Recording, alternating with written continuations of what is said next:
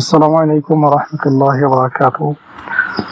বাংলাদেশে আশুরার তারিখ হচ্ছে আগামী শুক্রবার 10ই মুহররম। আর আশুরার দিনে আপনারা জানেন যে রোজা রাখতে হয়, রোজা রাখার অনেক ফজিলত। সুতরাং আপনারা যারা আশুরার রোজা রাখবেন তারা আশুরার অর্থাৎ 9ই মুহররম এবং 10ই মুহররম 2 দিন রোজা রাখবেন, অথবা 10ই মুহররম এবং 11ই মুহররম অর্থাৎ বৃহস্পতিবার এবং শুক্রবার, অথবা শুক্রবার শনিবার অর্থাৎ 10ই মুহররমের আগের দিন অথবা পরের দিন আশুরা দিনের সাথে মিশিয়ে একটা রোজা বৃদ্ধি করে রাখবেন।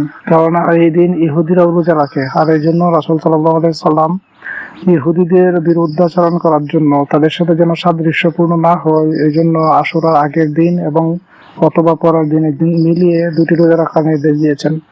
তাই আপনারা 9ই মুহররম অর্থাৎ বৃহস্পতিবার এবং শুক্রবার 10ই মুহররম দুইটা রোজা রাখবেন, অথবা 10ই মুহররম শুক্রবার এবং শনিবার 11ই মুহররম এই দুটি রোজা রাখবেন, এবং আপনারা এটা রাখার চেষ্টা করবেন।